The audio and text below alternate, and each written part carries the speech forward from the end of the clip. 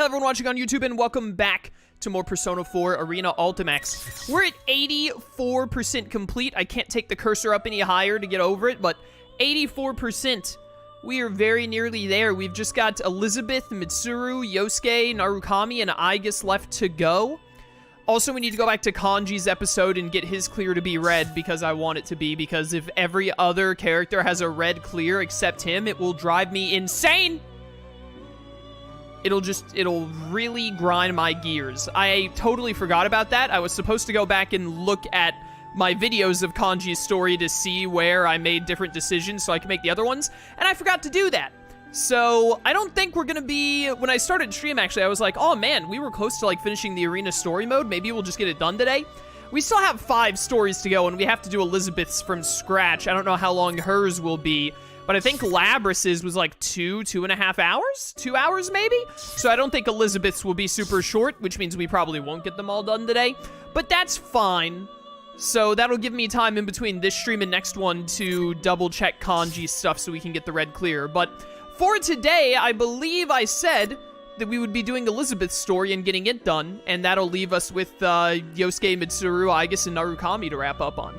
Let's do it.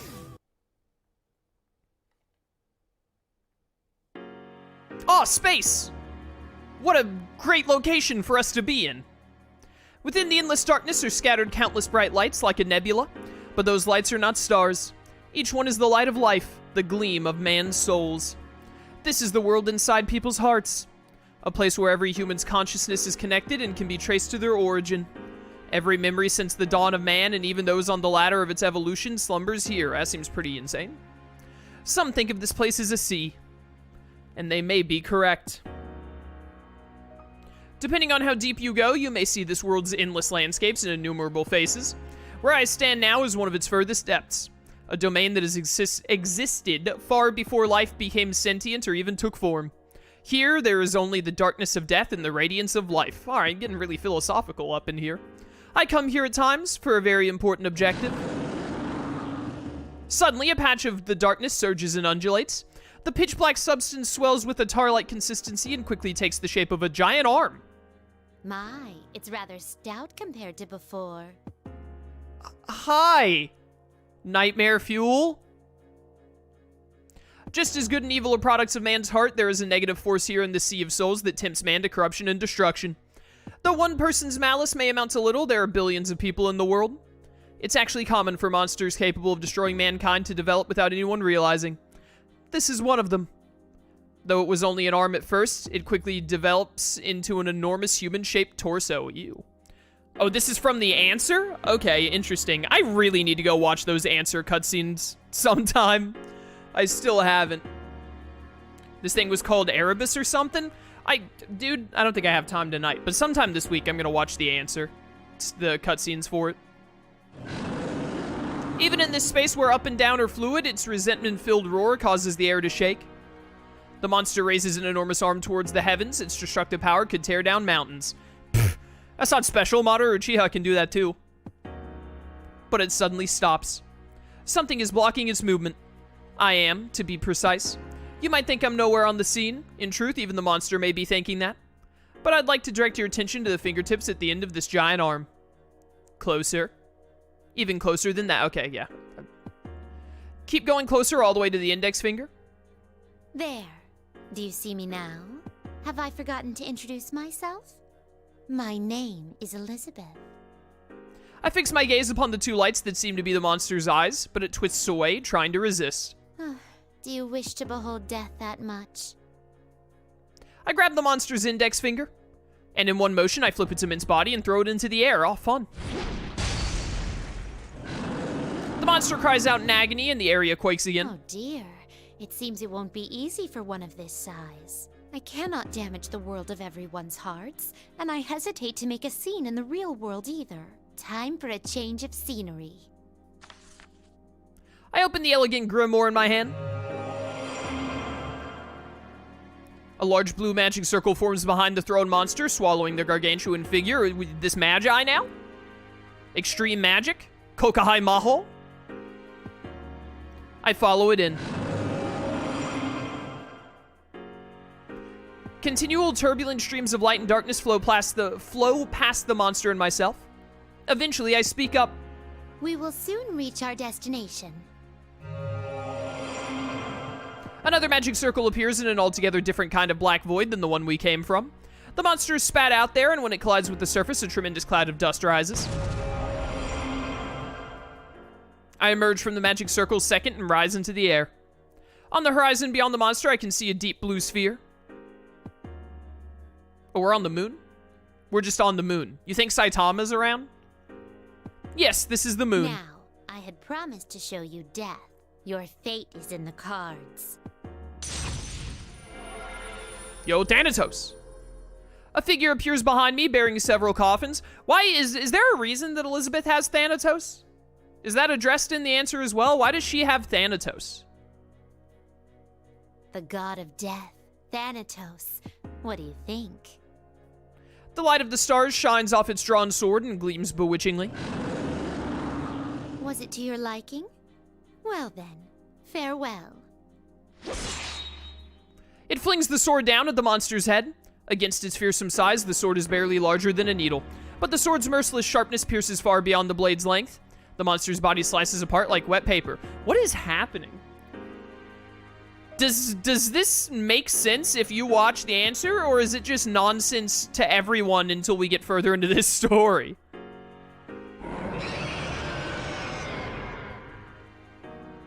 With a final death cry, the monster slowly dissolves and evaporates as black mist. A deafening silence returns to the area. To break the quiet, a tune plays on my lips. Velvet, oh velvet. I create another magic circle in the air and step through it. I shouldn't remain long in this world without any real objective. This is not the world I belong in, after all. My master has a large nose. I was once a resident of the Velvet Room and served its master. Ah, yes, the Velvet Elevator from Persona 3. Beautiful. The dark blue clothing I still wear is from that time. All the residents have their roles, but they are also on a journey. We help our guests grow as people, and through the help we offer, we come to understand the ultimate question. It's the fundamental question of, who are we? Thinking back on it, I spent so many days like that for such a long time. You are just like, you're just in space for some reason, huh? Just chilling? Okay. I'm just Annie. Thank you for continuing your gift sub from Kuna Matata. Greatly appreciated. Thank you for the support. I had thought that it would be impossible to change. But 2 years ago, I finally reached my answer. One's identity cannot be sought out, but must be forged for oneself. It's something you build little by little. People call the freedom to do so potential, and by mastering it, people develop their unique identities. Man, you should have had a talk with Kabuto from Naruto. He could have would have been good for him to know that. That is the understanding I came to. So it seemed to me I should believe in my own potential and wander in pursuit of my desire. It wasn't a hard conclusion to come to. That is why I abandoned my assigned role and departed on my long journey. I have set an objective for myself, to defeat the monster I fought a moment ago once and for all. I vanquished it then, but that is only temporary. It'll surely resurrect within the year again, and I'll go through today once more. That monster was born from the twisted wishes arising from the lack of substance in people's lives. It slowly stagnates and seeps out. Yaldabaoth? If this is life, then bring on death. Desires like that are what give it power. And that giant black arm tries to free death from its prison. It can never be left to act on its aims, but as long as people continue to wish as they do, the foul feelings will congeal and it will revive endlessly. To truly defeat the monster would be to change the very souls of the people. That cannot be done no matter how much one improves their skill in battle. I do not currently know how this goal can be attained. It may be that no one in this world knows yet. Some new and unknown miraculous power will most likely be required. That is why I wish to travel as far and wide as I can to broaden my horizons. Since I have only interacted with the guests of the room, I'm sure the scope of my knowledge is far inferior to a single human's. But there are infinite places for me to explore. I'll travel to each one and satisfy my natural curiosity. How on earth is this going to lead into you being able to fight anyone?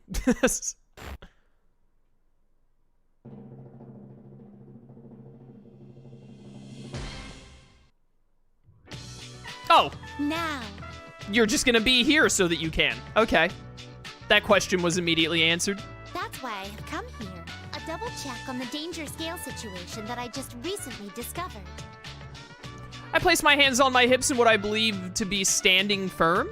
Before me is what seems to be a replica of a building in the real world. I sense multiple Persona users gathering. It's once in a blue moon that one discovers a place like this. I'm sure I can learn some interesting things here, or something along those lines. In any case, I, Elizabeth, can scarcely keep myself from getting involved. For someone with the physical form, to step into the realm of the mind would be for them to enter an even more abstract place than the Velvet Room. Normally it would be impossible, and even if it were, it would be very dangerous without a firm will. For it to occur at all is intriguing enough, but on top of that, these people are mainly Persona users. And not just one or two. There's no denying that something truly extraordinary is happening here. It's Atlus making a spin-off game. Broaden horizons aside, I can't resist taking a closer look. When I get closer, I see a nameplate reading Yasugami High School at what seems to be the main gate. This building, is it a school?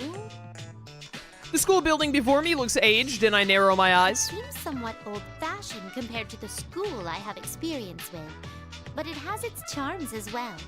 This is what they call animalist aesthetic. Is it? Animalist? Bestial? Anyway, something along those lines. I don't even know what word she was going for. Minimalist, maybe?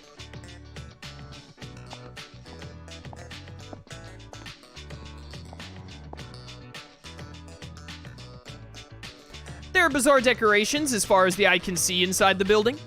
Was this school always thus adorned? These decorations. Could this be the fabled school festival I've heard tell of? Give her the spicy takoyaki. A festival is where one toys with the lives of goldfish in a scandalous game. One can also enjoy a combat simulation with close-range shooting tests using sniper rifle fire into the interior of stalls. Ooh, I'm starting to get excited. Looking up, I spy a large sign done in vibrant colors. P-1 Grand Prix. Could this be a fighting tournament? This isn't why the Persona users are gathering, is it? No sooner do my suspicions arise than I sense the first presence within the school and turn towards it. Come, challenger. I wave my arms about in anticipation. But something seems a bit odd. That lady over there, is she not a Persona user? Regardless of that, I sense something out of the ordinary. Is it Labras? When I close my eyes, I can tell that while she may appear to be a human girl, something about her is amiss and must be Labras. I sense an unnatural disconnect from her memories and consciousness not seen in most people. Is she truly human? Now that I'm here, I can sense powerful combatants gathering one by one. If such power were to be used to its fullest in clashes of skill, the result could be life-threatening. This place is not meant for such a girl. If she were to be drawn into this, then in the worst-case scenario... Were I still my old self when I only lived to play out my role, I would leave her be. But I am different now. I make my way towards the girl. As I approach her, I begin to hear voices. It seems that she is calling herself a student council president. I stride down to the end of the hallway where she is walking, directly into her view. The girl gives me a slightly questioning look, but no more. She comes towards me guilelessly. Guilelessly? Words. Hey, excuse me. You got some reason to be at our school? Up close, I can tell at once. There's no doubt that this girl is not human. Yet she seems to be under that impression. The original residents of this place seem to believe that she is as well. But of course that is impossible. The disconnect I sensed earlier must be related. Could someone have tampered with her memories and psyche? No matter how unusual her circumstances, such extreme gaps in awareness are no mere figments of the imagination. It's possible, but normally those with a distorted view of reality have equally distorted emotions. And I do not sense that in her. Her emotions are in balance, only her memories and awareness fall short like a ballet falling behind a soloist. I fix my gaze upon the girl before me once again. Solo, welcome to stream. If she did not come here of her own will, then the events there may be more sinister than I imagined. Are you sure this is how things should be? Oh, so this is like the end of Labras' story. Huh? What are you talking about? I am a wanderer who only stopped here because I sensed great power gathering. I am in no position to give advice, but, this place will soon be caught in a bit of a fracas. My favorite. If you continue to avert your eyes from everything, I think it will have an impact on your life in the near future. My life? What you choose is up to you, but I believe there are factors preventing you from making the right choices at the moment. I couldn't bring myself to just stand by and watch as you lost your life before my eyes. That is why I came to you, so I could give you one last chance. She has most likely forgotten who she is. I sense something shining, slumbering deep in her heart. It's the glow of a bond. No one who has been a resident of the Velvet Room can mistake it for anything else. Before she forgot herself, she must have had strong feelings about someone or had made a promise to them. But I'll leave it to her to remember what it was. I hold out the Persona Compendium as if handing it to the girl and open its pages. Light streams out from it and washes over. The light dispels the girl's false image, the illusion that made her seem human, though she is not. Huh? What is this? Her true form is revealed as a gleaming mechanical body. Her arms look as if steel plates are covering them. The girl frantically pulls at them to try and tear them off. It won't come off. What gives? My, what a robotically cool body. It is apparently meant for battle. Hey, you! What did you do to me? Nothing in particular. Well, considering that you are meant for battle, I shall briefly be your opponent. During that time, why not think back about who you are? Huh? My opponent? Most likely, I will not get through to her with words alone, so it's time to start punching! Only by being forced into a confrontation will she finally be able to understand. She already knows how to use the steel limbs, which she's supposedly never before seen. And away we go. It's fighting time. Dims is fighting words. Alright, let's see if we can see Elizabeth's ult.